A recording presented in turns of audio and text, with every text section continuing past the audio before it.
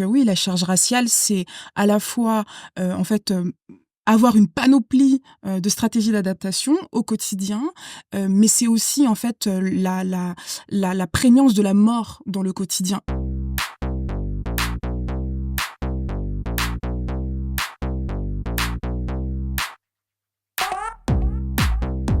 Bonjour Rokhaya. Bonjour Grace. Vous écoutez le podcast Kiffe ta race qui saute à pieds joints dans les questions raciales en France. Ici, nous explorons sans complexe les effets des inégalités raciales dans notre société dans une perspective féministe, écologiste et égalitaire dans tous les sens du terme. Alors pour cet épisode, les montages, mixages et réalisations sont assurés par Osama Ezaz du média Artisan de l'Esprit qu'on remercie. Les prises de vue et le montage sont l'œuvre de Alex Camara et son équipe qu'on remercie aussi. Alors le sujet de la charge raciale a déjà fait l'objet d'un précédent épisode que vous pouvez retrouver sur les plateformes et que nous avions enregistré en public dans le cadre des Chichas de la pensée. L'expression charge raciale a été créée en France par l'universitaire Maboula Soumaoro en 2017.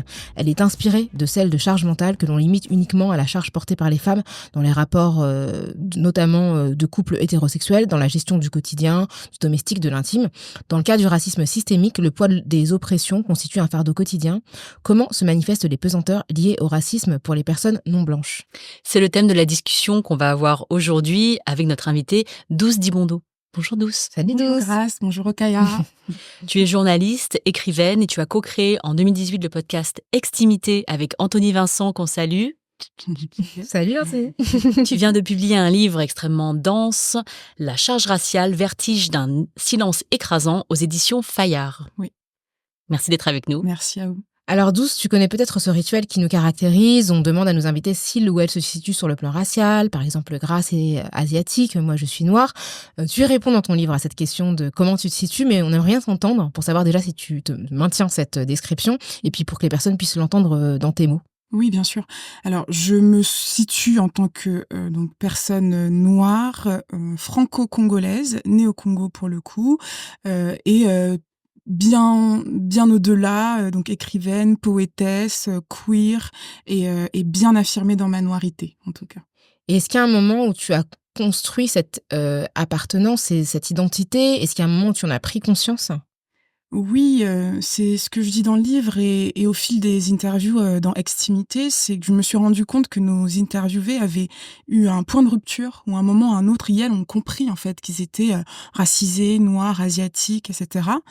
Et moi, je me suis bien rendu compte que je n'ai jamais eu ce point de bascule, en tout cas pas dans l'enfance. Parce que moi, je suis née au Congo, je me suis construite avec des êtres autour de moi qui me ressemblaient. Et donc, ma couleur de peau n'était pas un sujet. Et je pense que cette construction-là a permis énormément de choses aussi quand j'arrive en France à 12 ans.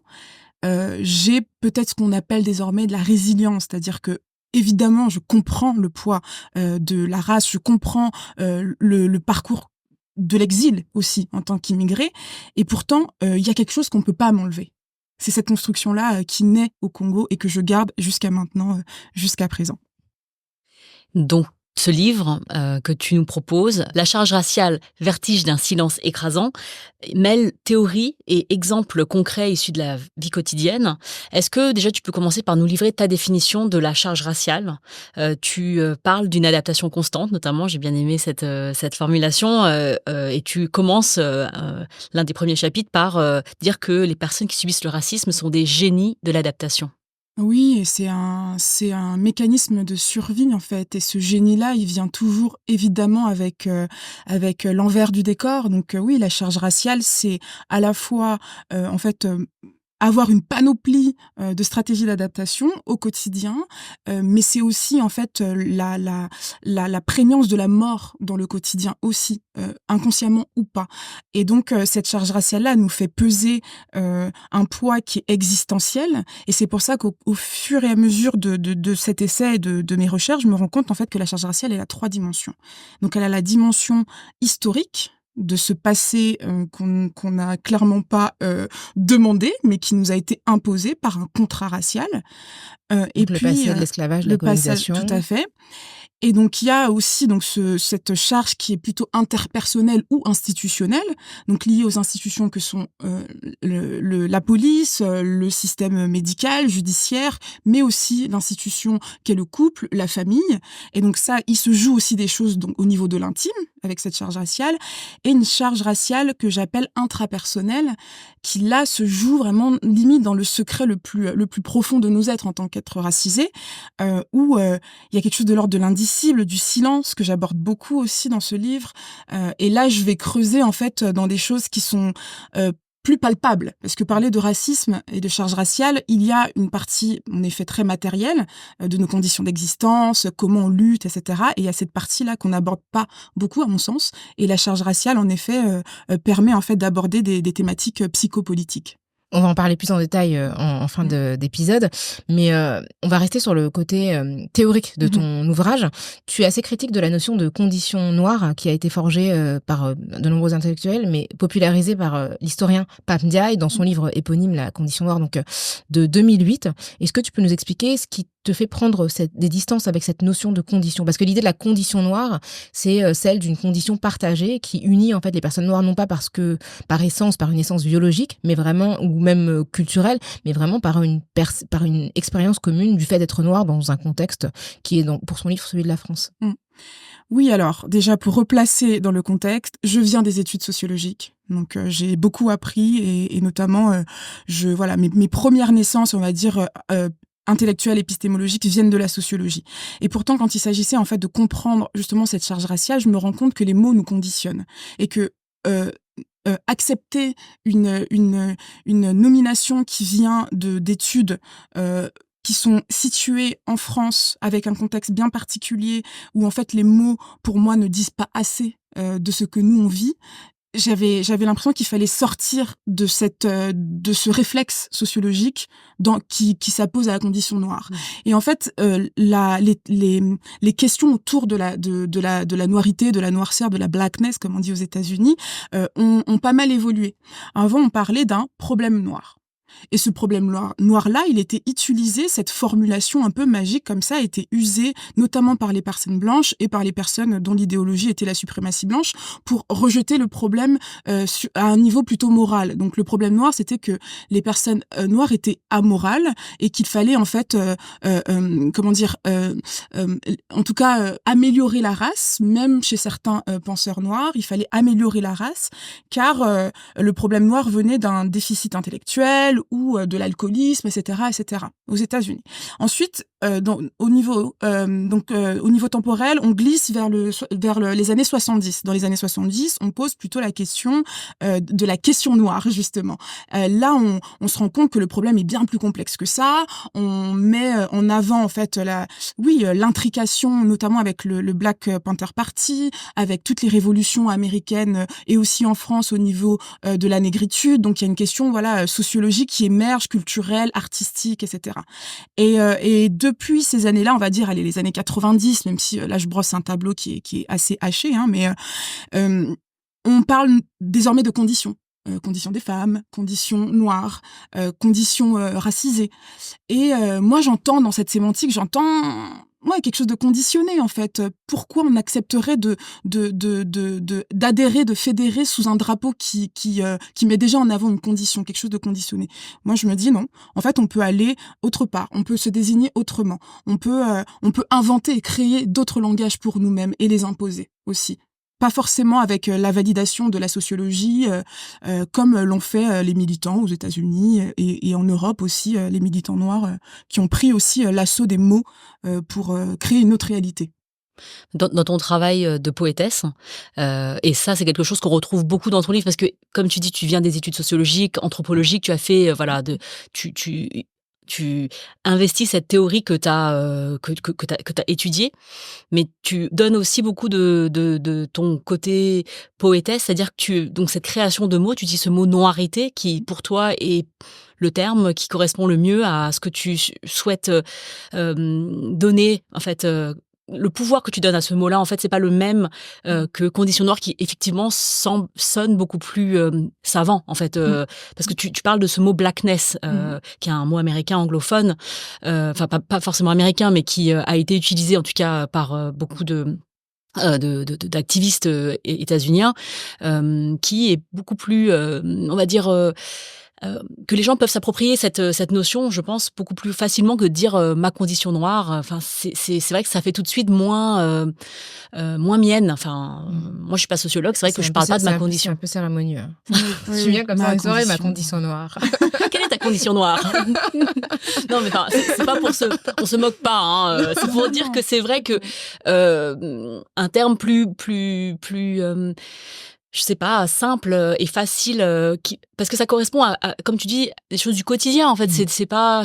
Là, on parle de théories qui nous précèdent et qui nous succèdent. Enfin, mais là, quand tu parles de conditions noires telles que nous la vivons tous les jours, c'est palpable en fait, c'est concret. Et donc ce mot-là, noirité, qu'est-ce que tu lui donnes en fait?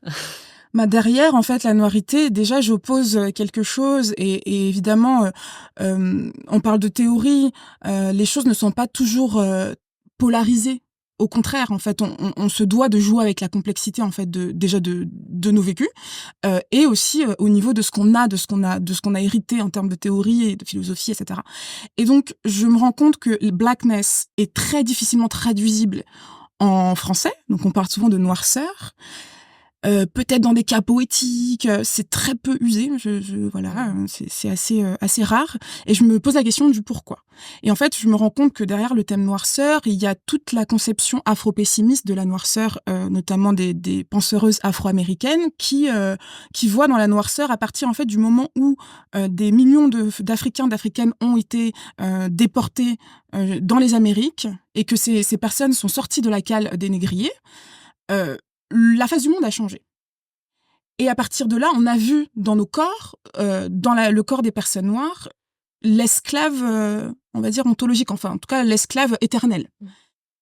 Et donc, en effet, ça dit quelque chose, ça cristallise énormément, en fait, blackness, noirceur. Et je me dis, mais en fait, donc, il y a cette histoire-là de la déchirure, en fait, de l'Atlantique, mais il y a aussi cette histoire d'où moi je pars. Et donc, d'où je suis née. Et ma noirité, en fait, en tout cas ma noirceur, avant qu'elle elle glisse vers la noirité, je me dis, cette noirceur-là, elle est au Congo. Et en fait, au Congo, qu'est-ce qu'on m'apprend? On m'apprend à travers les langues, que sont le lingala, le lari, le kikongo, qu'en fait, on avait pensé notre noirceur. On avait pensé nos corps. Et de manière très métaphysique, d'ailleurs. Mais pas en tant que noir, en fait. Pas en tant que noir, mais en tant que personne à la couleur foncée. Mais il n'y avait pas la racialisation derrière. Il y avait juste une différence. Et on dit, par exemple, c'est d'ailleurs un tatouage que j'ai, donc Moyindo en lingala. Donc Moï, c'est le feu, et Ndo, c'est le foyer, en fait, et ça veut dire noir en lingala. Donc nous sommes les personnes qui contenons le feu en nous. Et si on se rapproche de tout ce qui est métaphysique, les objets noirs, en fait, c'est ceux qui gardent la chaleur. Donc c'est comme ça qu'on se pensait. Mais il y avait donc quelque chose derrière. La noirceur aux États-Unis dit que nous sommes le néant, que nous sommes rien, que nous sommes la mort sociale, etc. Et moi je dis, c'est une réalité. Mais en fait, dans la noirceur, je vois cette noirité-là. Je vois mon être, la part la plus insécable, la plus dense en moi, celle qui me permet de tenir, celle qui me permet de faire communauté justement à travers cette expérience noire. Dans ton livre, tu évoques aussi les stratégies conscientes et inconscientes qui sont induites par ce poids permanent qui est le regard blanc. Tu parles de la fatigue raciale liée à l'adaptation et la double vue du penseur états-unien W.E.B. Du Bois. Est-ce que tu peux nous en dire plus sur ces stratégies et comment l'effet qu'elles ont sur nous? Oui, alors, les stratégies d'adaptation convoquent énormément le corps et l'intériorité. Depuis toujours, en fait, à partir où on est confronté, en fait, au monde blanc, c'est-à-dire aux espaces majoritairement blancs en Occident, on va porter des masques. On va s'adapter pour que notre personnalité corresponde de manière paradoxale à ce qu'on attend de nous au niveau des stéréotypes. Ou pour infirmer les stéréotypes. Donc déjà, là, ça commence à faire, en fait, des nœuds dans le cerveau. Donc, moi, je prends mon exemple. Je suis une personne plutôt introvertie. Dans l'espace du travail, c'était hyper compliqué Parce qu'en groupe, il fallait que je m'adapte à ce qui était attendu. Donc, une personne noire, fun, qui délire, qui a énormément d'humour, etc. C'est le cas. Mais en fait, je choisis avec qui je rigole. Mais dans des espaces majoritairement blancs, je me protège. Parce que je ne sais pas d'où les attaques elles peuvent arriver. Ce qu'on appelle ces micro-agressions sous trait d'esprit humoristique. On nous assène, on nous assigne notamment aussi à cette place raciale-là. Donc, il y a cette manière de lisser l'apparence au niveau des cheveux, au niveau de notre voix, comment on la pose, quel accent on utilise en fait aussi selon les contextes, surtout si on a un accent dit de quartier populaire, on va essayer d'avoir une prosodie qui est un peu plus majoritaire, on va dire. Et donc tout ça en fait c'est porter des masques, c'est s'auto-censurer et c'est en fait se dissocier parce qu'on va mettre en avant une personnalité qui est pas tout à fait la nôtre et on va tout le temps être en hypervigilance. Et qu'est-ce que ça crée de manière très concrète aussi dans nos corps? On somatise et on crée du stress. Et le stress, c'est littéralement le poison. Hein. C'est de là que naissent toutes les maladies chroniques, etc. Et donc, on vit toujours justement avec cette peur-là d'être démasqué d'une certaine manière. Mais se démasquer, c'est juste être les personnes que nous sommes. Mais ça, on n'y a pas droit dans ces espaces majoritaires. Parce que c'est un risque, en fait, ça représente un risque certain. Et dans ton livre, il y a aussi une question qui nous est chère, puisque c'était le thème de notre tout premier épisode de Kiffe ta race. C'est ce fameux « tu viens d'où ?» qu'on assène aux personnes dont on soupçonne une ascendance un peu trop lointaine, pour être honnête. Oui, alors... Moi, j'aime beaucoup en fait cette question parce que j'ai compris en fait qu'il fallait utiliser en fait renvoyer l'ascenseur, même si j'ai bien compris que c'est très difficile en fait pour les personnes qui sont nées ici en France d'être tout le temps renvoyées à l'altérité. Mais je me dis que moi en fait, vu que j'ai un peu j'ai pendant 12 ans, j'ai été protégée, j'ai une construction de mon moi qui est plutôt stable. Et j'aime beaucoup renvoyer les gens. Donc en général, on me dit tu viens d'où? Et je vais dire je viens des toilettes par exemple. Et il y a une autre personne d'ailleurs qui m'a donné une belle réponse qui disait je viens du ventre de ma mère. Alors là, on peut pas faire plus radical et plus drôle en fait pour moi. Et je me dis voilà en fait forcément, c'est aussi une stratégie d'adaptation, l'humour. Mais pour désamorcer, en fait, les personnes et montrer à quel point c'est tout le temps dans l'absurde, on est tout le temps en train de naviguer dans l'absurde, faut leur renvoyer aussi parfois à leurs bêtises, quoi. Et ça, c'est un des moyens, on peut faire silence aussi, on peut partir, mais renvoyer la balle comme ça, je trouve que ça marche souvent bien. Moi, j'avais une copine qui disait « tu veux savoir d'où je viens ou pourquoi je suis noire ?» Oh. Period. Et les gens étaient en PLS. Je la garde. Moi, je trouve que sur cette question de la charge raciale, je trouve que c'est génial depuis que je connais ce mot, la charge mentale raciale, on va dire, que Maboula Soumaro a conceptualisé en 2017, que tu investis dans ce livre, que aussi Lou Eve, qui est une activiste, elle a créé un compte qui s'appelait La Charge Raciale autrefois, et aujourd'hui il s'appelle Manguinistan. Mais je pense que quand j'étais plus petite, je croyais que j'étais la seule. Mais tu sais, quand tu t'es centré sur toi-même et que t'es en train de grandir, tu te dis, mais est-ce que... moi, j'avais un groupe, donc j'allais à l'école, dans une école qui était une école de la République, école publique, et j'avais aussi... j'allais tous les dimanches au cours de chinois, avec donc des personnes comme moi qui étaient d'origine asiatique, enfin d'origine souvent les mêmes origines, c'est-à-dire chinoise, cambodgienne, chinoise... vietnamienne et puis donc je portais pas le même prénom puisque je portais mon prénom chinois quand tu vas au cours de chinois on t'appelle en chinois donc t'es une autre personne en fait, t'as l'impression d'être une autre personne en fait t'es la même personne mais tu crois que t'es une autre personne parce que t'as des choses que tu n'as pas besoin d'expliquer avec ces personnes-là et t'as l'impression d'être différente mais en fait t'es pas juste différente, t'es juste soulagée. ou tu vois ce que je veux dire, t'es allégée même de la charge. C'est ça. En fait, t'es allégée de cette charge-là. Et pendant longtemps, je croyais que j'étais isolée, évidemment, parce que tu t'oses pas. J'osais pas demander à mes copines si elles aussi, elles vivaient ça, parce que plus tard, je me suis doutée, tu vois, que c'était le cas. D'ailleurs, maintenant, on en reparle. On se dit que effectivement, c'était la même chose. Mais le fait de le voir dans du travail de personnes, de chercheuses, de personnes qui vont mettre un mot dessus, moi aussi, ça me permet de. C'est vraiment hyper important. Grave, oui. Nommer, c'est déjà agir. Hein. Et plus on s'octroie le droit aussi justement d'écrire, de nommer, de raconter ces vécus-là à la fois dans un positionnement qui est très incarné et aussi théorique, il y a quelque chose de très fort qui se passe justement. Il y a de l'espoir, il y a de la compréhension, il y a de la collectivité. Enfin, et je sens que la machine, elle va pas s'arrêter. Et en tout cas, les gens ne sont pas prêts, clairement. Clairement pas.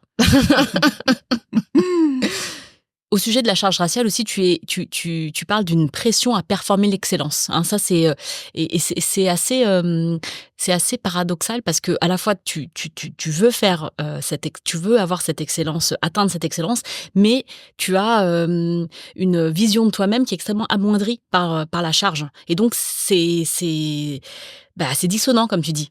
Et en même temps, on te dit toujours que tu dois en faire plus pour avoir moins. Donc, pour être excellent, tu sais que tu dois vraiment déployer une énergie incroyable, quoi. Donc ça, c'est plein de messages qu'on t'envoie sur le fait que ta vie va être difficile, quoi. Oui. Et tu l'intériorises et en fait, tout est dicté par ces voies-là des parents, mais de la société.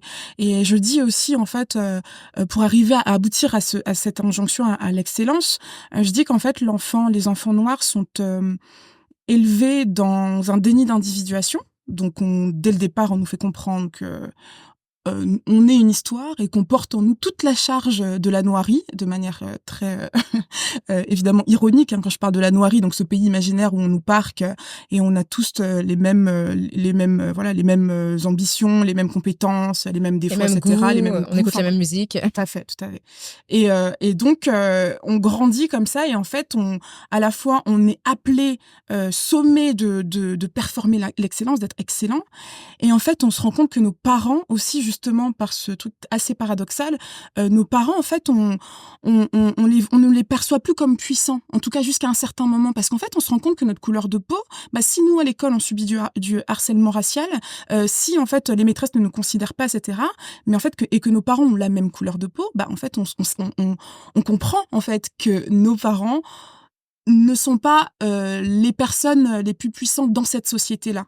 Et donc on tend à intérioriser, à masquer cette noirceur, toutes les caractéristiques culturelles, ethniques, pour mieux s'adapter donc aux personnes qu'on considère comme puissantes, les personnes blanches.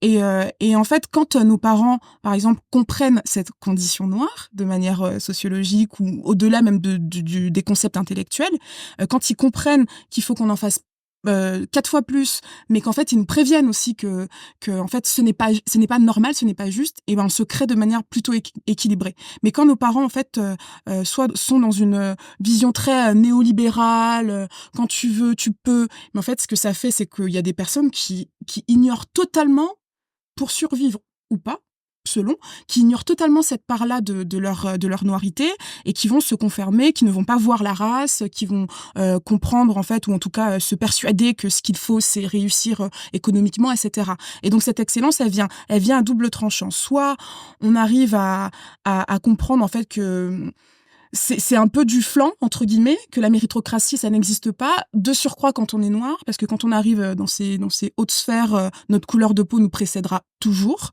Soit on va totalement dans la stratégie d'adaptation et on efface totalement, en fait, cette condition-là et cette noirité, quoi. Enfin, on l'efface jamais complètement, ça finit toujours par revenir parfois en boomerang. Dans ton livre, à un moment, tu évoques le concept d'intersectionnalité.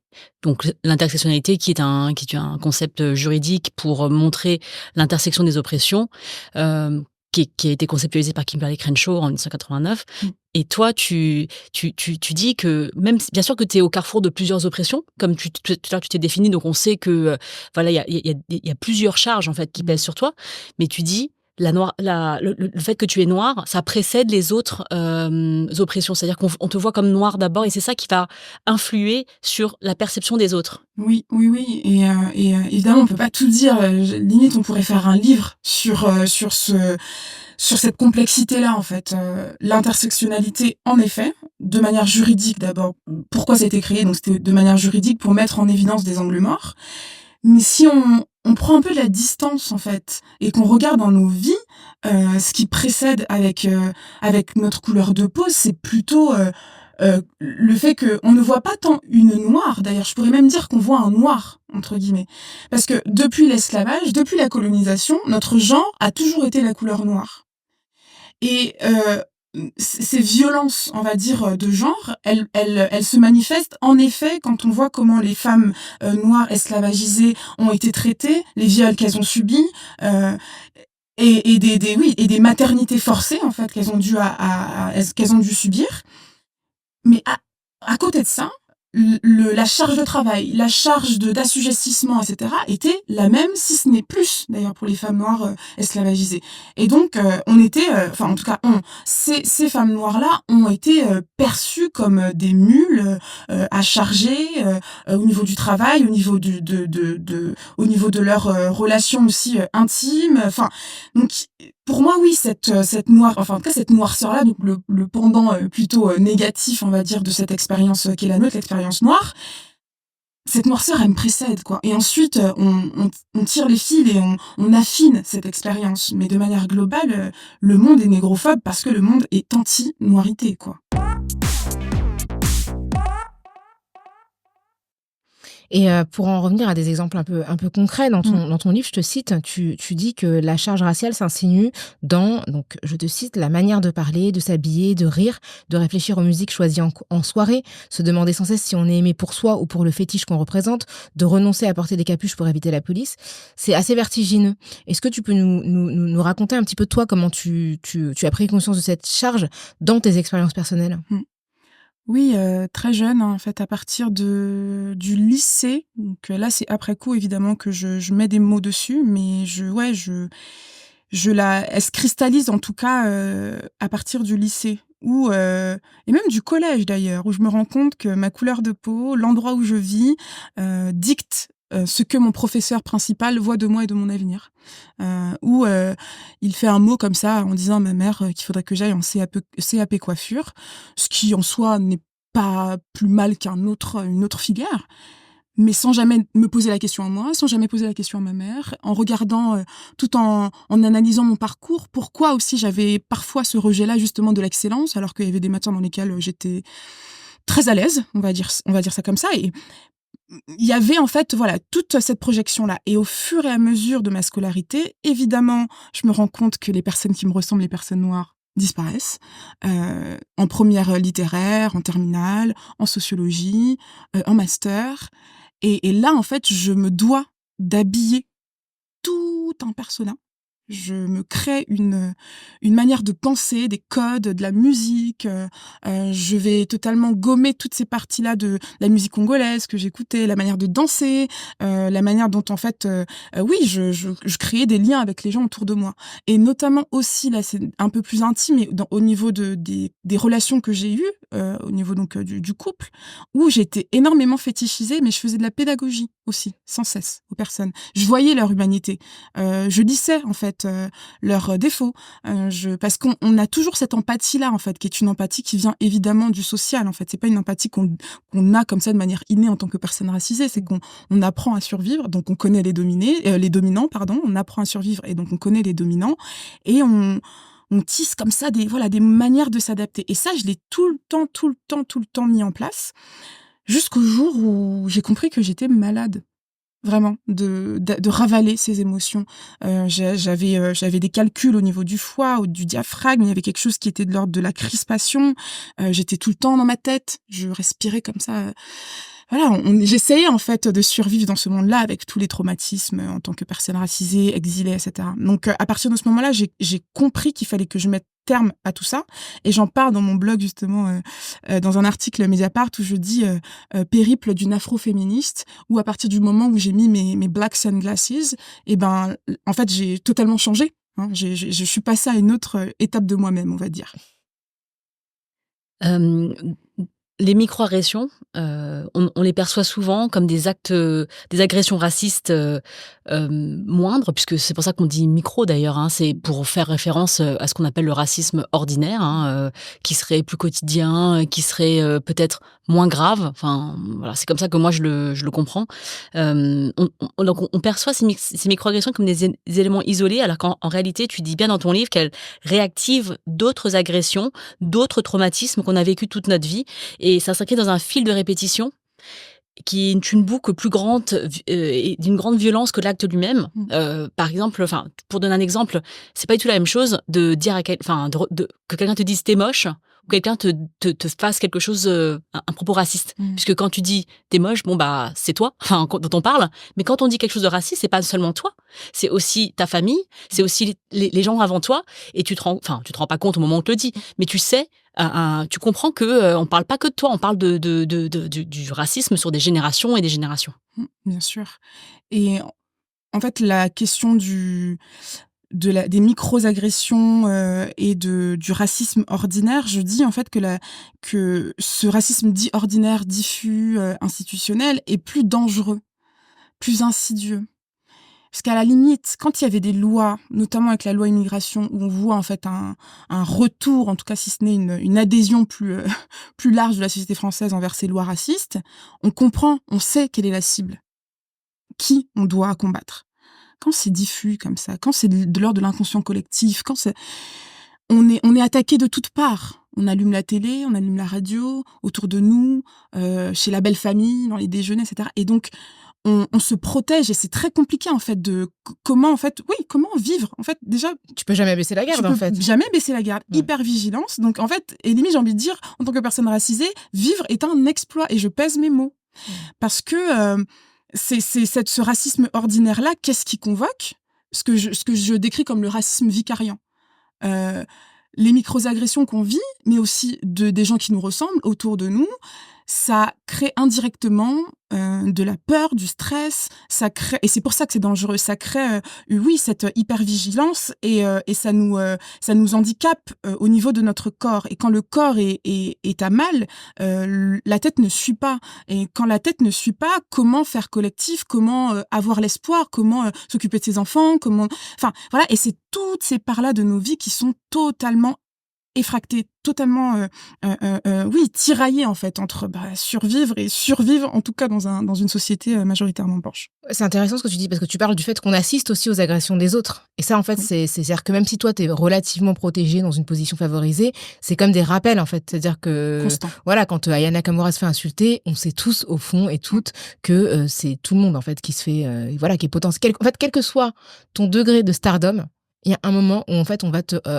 rabaisser vraiment au plus bas et vraiment comme n'importe quel noir en fait. C'est que il y a toujours un moment où ton exceptionnalité entre guillemets, que même l'excellence absolue ne te préserve pas en fait et tu parles dans ton livre justement des joueurs de foot, de Christiane Taubira, enfin des gens qui ont vraiment atteint des stades où on pourrait imaginer qu'ils sont protégés et en fait non. Non, tout à fait. Et juste pour dire que ce mot vicarité, enfin je sais pas si c'est comme vicariant, c'est pas un mot qu'on utilise souvent en français, mais c'est assez utilisé dans le monde anglophone. C'est vraiment les effets d'une façon indirecte de quelque chose. Donc c'est mais c'est extrêmement, juridiquement c'est extrêmement répandu en fait. C'est de dire que tu peux être un dommage, tu peux recevoir des dommages de façon indirecte parce que tu es confronté à des images, des propos, des actes, même une philosophie générale dont fait partie la charge raciale.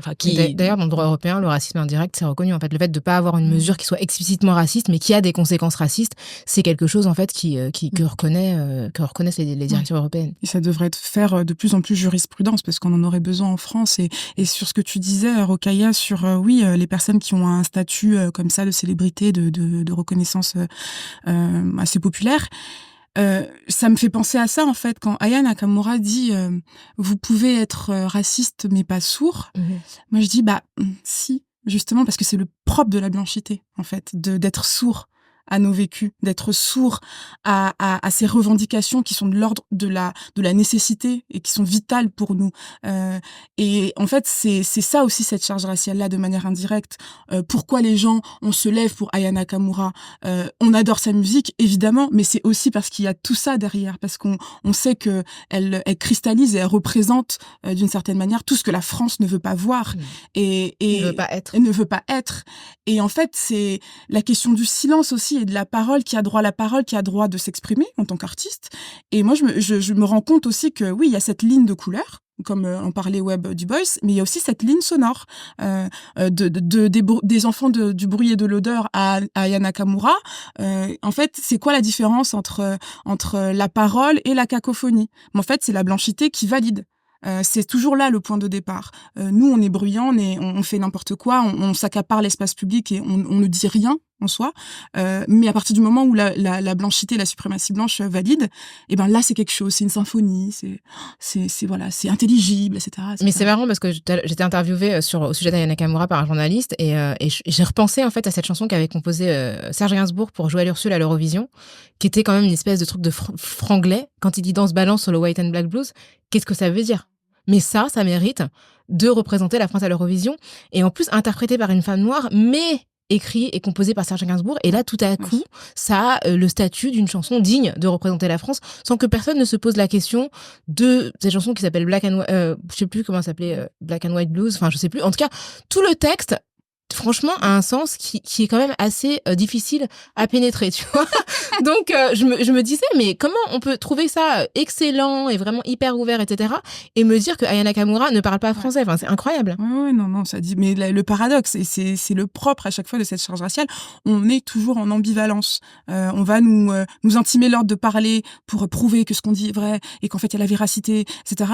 Et de l'autre côté, en fait, c'est juste pour nous répondre et nous dire que finalement, en fait, non, là, on est beaucoup trop hystérique, on est beaucoup trop colérique, etc., etc. Donc cette parole-là, elle est toujours déniée, elle est toujours rabaissée, et justement le silence. Bon voilà, je propose de se réapproprier ce silence et d'en faire quelque chose d'autre, quoi. Bah justement, ça, on va peut-être terminer sur ça, sur le silence que tu évoques et que tu abordes de plusieurs manières. Ça revient régulièrement.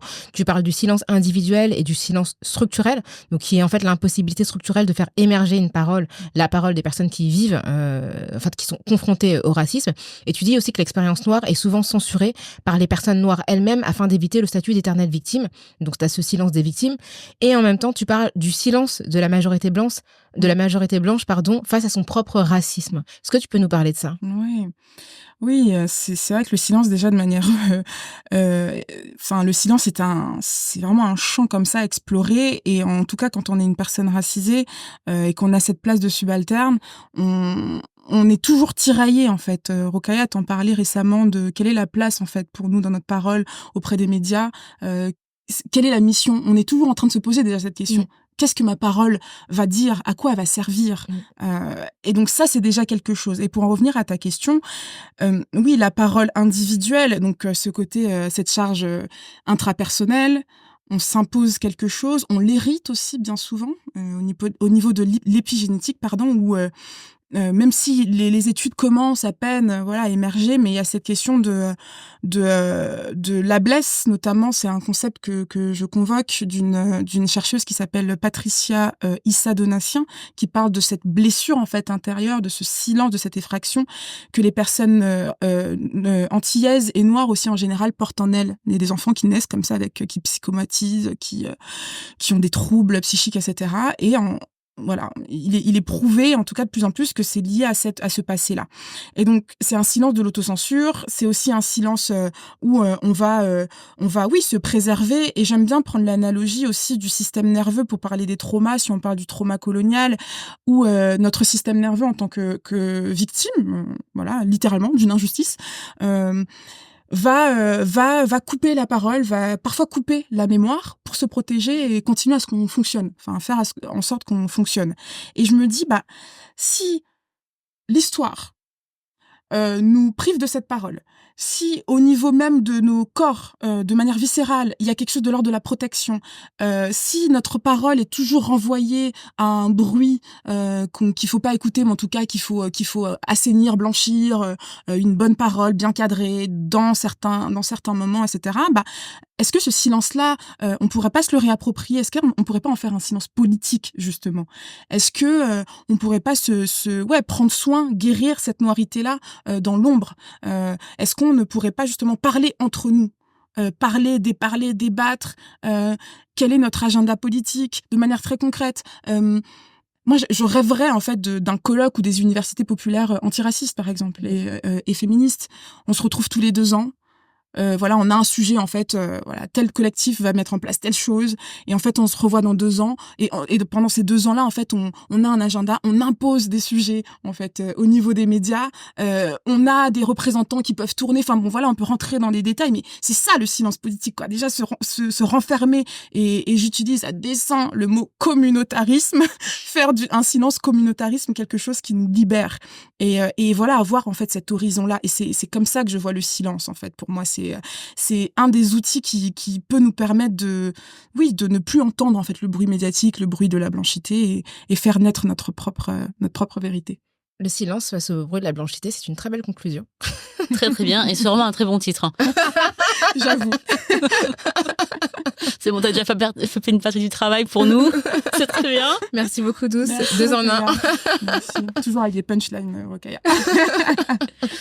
C'était un plaisir. C'est la fin de notre épisode. Un plaisir de recevoir Douce Dibondo, qui est autrice du très très intéressant, dense et extrêmement riche La charge raciale, vertige d'un silence écrasant, qui est paru aux éditions Fayard. Si vous avez des questions, que je ne doute pas très nombreuses, des commentaires, si vous êtes choqués par ce que dit Douce, c'est bien. C'était le but. Il faut la suivre sur les réseaux, acheter son livre et nous écrire sur kiftaras@kiftaras.com et sur les réseaux sociaux avec le hashtag Kiftaras et le @Kiftaras. N'hésitez pas, évidemment, après nous avoir écrit, nous avoir fait part de vos impressions, à nous suivre sur le nouveau flux sur les plateformes de podcast et à nous noter, à mettre des commentaires. 5 étoiles, s'il vous plaît, on serait très très heureuse. Et on se retrouve donc dans 15 jours pour une nouvelle plongée dans les questions raciales. Merci Grace. Merci Rokhaya. Merci Douce. Merci à vous.